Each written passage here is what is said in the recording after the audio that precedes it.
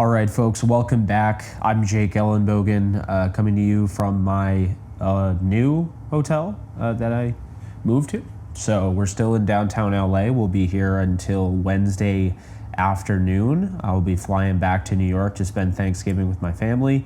Before we dive into it, be sure to like, subscribe, and comment. Also, be sure to follow me on all social media at JKBogan, including Instagram, TikTok, Twitter, and Kick, as well as Twitch. Just want to let you guys know that today's sponsor is BetUS. You can get a 150% bonus match on your first deposit using YouTube 150 as the code when you sign up. In addition to that, using that code, the next two deposits, you're going to get a 125% bonus match. So definitely be sure to get in on the action there with BetUS. All right, guys, so today's video is very simple. I slept on the game. I have now gone through a full cycle of sleep. I have, really thought about this game, and I'm going to give you my thoughts. Are the Rams done? What's going on? I'm going to let you know my thoughts. Okay, let's start from the top here. The Rams right now are 5-6. Okay, Seattle and Arizona are both 6-5, and the 49ers are with the Rams, but they're actually not. They're below them because the Rams have the tiebreaker. So that would make them both, 5-6. So first off, let's start off by saying this. I know a lot of people are wondering, is the season over? Should I call it quits? Jake, you didn't seem so confident in last night's live stream. Yeah, I didn't, because last night's live stream was the immediate reaction. I didn't have a chance to really, not the immediate, but pretty immediate, I would say. I didn't have a chance to really go through, watch any of the game, except for being in person. I feel like you kind of have to do both. When you go to a game, you have to also rewatch it, in my opinion, even if it's, very painful, which I did. And in addition to that, you also have to sleep on things. Sometimes, just sleeping, giving like 8 hours, waking up, you have a different perspective. You have a more clear, concise perspective. And I feel like that's what, this really is. So I want to start off by saying this. I don't think they're done. I actually feel like the Rams are in pretty good shape. Last night really sucked. I'm not going to sugarcoat it. It was brutal. But at the same time, sometimes you just run into a team that's just better than you. They're just better than you. And that was the Philadelphia Eagles. They controlled the line of scrimmage. They have a quarterback that can escape danger. So even if you put a lot of pressure on him, they can basically reverse Uno card you. And then they have a running back who at any given point in the game can turn, just a simple cut into a 70-yard touchdown, as we saw with Saquon Barkley. Here's the thing, guys. I want to make this very clear. You cannot take anything away from the Eagles. I think we underestimated them. I think it's fair to say that. I think we underestimated them. The reality is this. The Eagles are one of the best teams in football. They're one of the best teams in the NFC. They have some flaws, okay, so does everybody else. But right now, they're winning games. They're winning a lot of games. They've won 8 straight, I believe. They have a really good cornerback tandem, young tandem. And they just showed you last night, because you probably already forgot about, Devontae Smith was out. And they just showed you they can beat you in different ways. So this Eagles team is really dangerous. And I think quite often, I fall into this trap too, where you're like, oh, they haven't really played anybody, so I like our chances. They're not that great of a team. Yeah, they haven't really played anybody, but at the same time, you play who's on your schedule. And when you're constantly just blowing teams out, they blew out the Bengals. That game wasn't really close, and the Bengals have a great offense. I just think that this team is legit. I think we overlooked them, especially me. So I apologize for that, to give you, false hope. But I don't think we really knew who they were, and now I think we do. To go into SoFi Stadium, I don't care what your take on the Rams is. To go into SoFi Stadium on a Sunday night and win that game when you're you're in Philadelphia, that is big time. That was a big time win by Nick Sirianni's group. I give them a lot of credit. They were down in pretty much late into the first half, and they never looked back. So you got to give a lot of credit to Philadelphia, forcing some turnovers. Not really able to get Stafford to make a mistake, but you still got to Stafford 5 times for 45 yards on the sack. So, credit to them. I thought they did a really nice job. So now that I've given credit to the Philadelphia Eagles, I want to say this. The Rams' schedule is very interesting. They have New Orleans, who's playing better than they were before, but they're not quite the team that maybe we thought they'd be going into, week 3 or whatever. The Bills. The Bills you can throw on, the Bills you can run on. Very interesting team, but they're very, very talented. They got a good offensive line. They can protect Josh Allen. Josh Allen is a horrible matchup for the Rams because he's a much, much, much better version of Jalen Hurts. And do not sleep on James Cook, a guy that can really make you pay in the ground game. They added Amari Cooper. They have, weapons, Dalton Kincaid, so forth. And then you have the 49ers. 49ers aren't the same team. They're just not. Right now, they're in a really bad spot. Obviously, the Rams aren't going to see, Brandon Allen. But this 49er team is down in the dumps right now. That is now a much more winnable game than we could have expected it to be, right? Then you look at the Jets. Hey, at MetLife Stadium against the Jets, that was a toss-up. I think now people would assume the Rams are going to be favored in that game. Jets fire their head coach. They fire their general manager. Their owner's an idiot. Aaron Rodgers has hit a wall. Sorry, I'm right in the heart of downtown LA, so you could probably hear that. This is not a Shure mic. It's good, though. I appreciate it, but it's not a Shure mic. It's not going to block all that out. When I look at this schedule, Saints is a winnable game. Bills is a horrible matchup, but I think it's somewhat winnable. I think it also has a chance to be very much what the Eagles game was. The 49er game is winnable. The Jets game is winnable. The Cardinals game is winnable. You can say what you will, 41-10, I don't care. That's not the same Cardinals team. And by the way, that team was hot. And what did I say? If you guys who follow the NFC West Roundtable, what did I say? I said the Cardinals, who were very, very hot, they were in a great position. They were going to hit that bye week, and it was going to hurt them. And sure enough, it did. That's a winnable game. It's hard to sweep a team, in your division. And the Cardinals have to come to LA. In addition to that, the Seahawks. The Seahawks, that is a winnable game. I think that's the toughest game aside from the Bills game that they're going to play the rest of the year.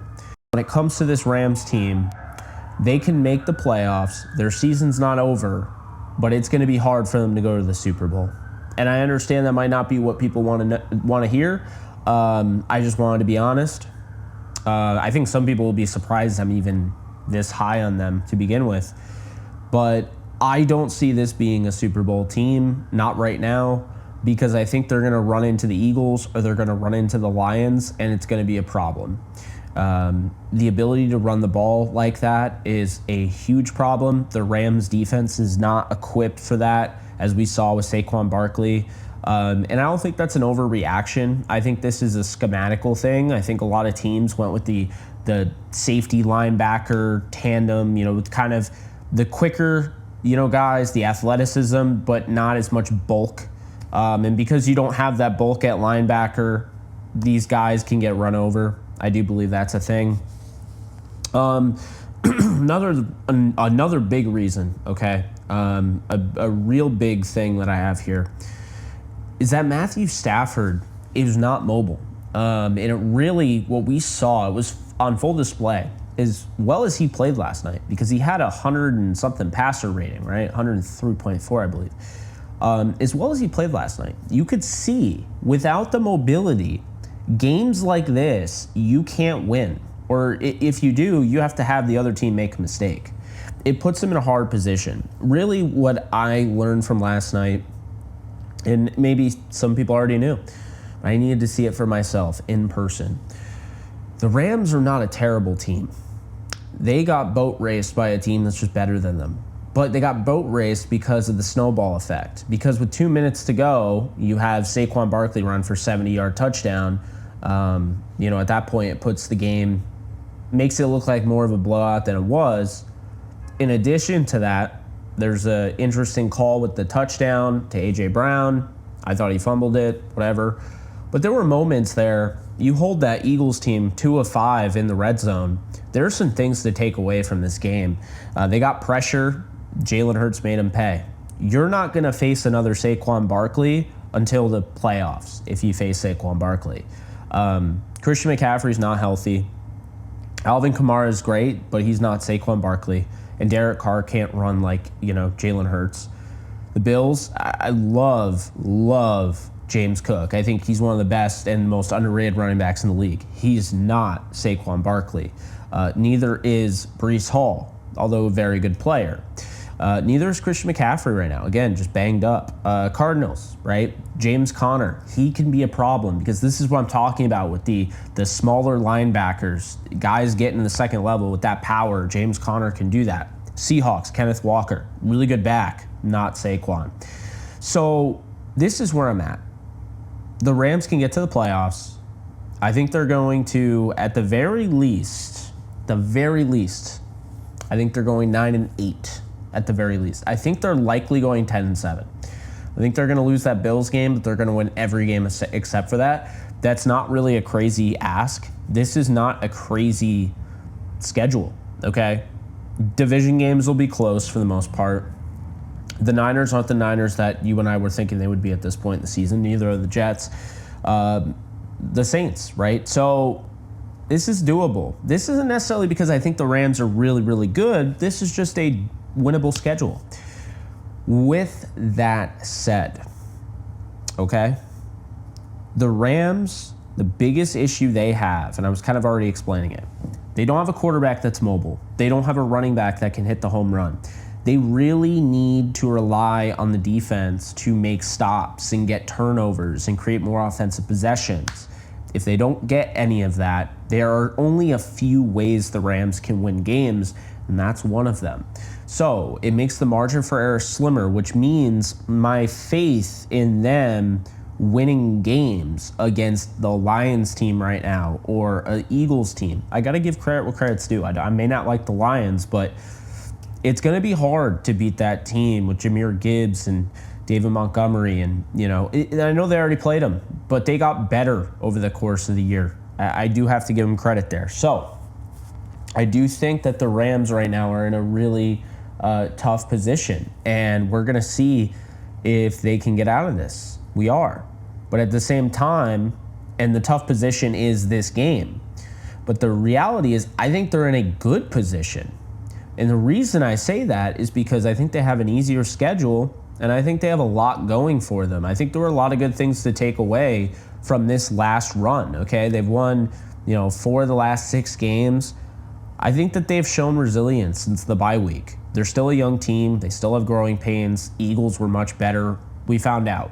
So now the Saints game, got to step up. If they lose the Saints game, we're going to have a completely different conversation. But the day after, my final thoughts are this. The Rams are not done. The Rams have assets. The Rams have talent. And I think that the Rams have a chance to get back to the playoffs. But we're going to find out. I think this is more like the 2020 team. Is this more like the 2020 team, or is it more like the 2022 team? That's what they have to prove to us. And I'm really hoping it's not the latter, but we're going to find out in these next 5 to 6 games. So hope you guys enjoyed. Be sure to like, subscribe, and comment, and check out today's sponsor, BetUS. Of course, always remember to bet responsibly and use promo code YouTube150 to get a 150% bonus match on your first deposit and 125% on your next 2. I appreciate you guys tuning in, and I'll see you guys soon. Later, folks. Just want to let you guys know that we are doing all 22 live breakdowns every single week, Rams football related, over on Kick exclusively. That's kick.com/JKBogan if you want to get in on the action. And if you want a little something more than just football, I also do gaming streams as well. So check that out. Link is in the description, and hope to see you there. Do you love talking about the Rams, the NFL, or just want to be a part of a community? Join my free Discord server today. We're over 800 members. We got 24/7 live chat, a level 3 boosted server, the ability to call into JE Live, playing online games with us on Kick streams, toggleable alerts for when I go live on YouTube or Kick so you don't miss a live stream, and exclusive giveaways. Click the link in the description, the comments section, or the link that comes up in the video to learn more and join today.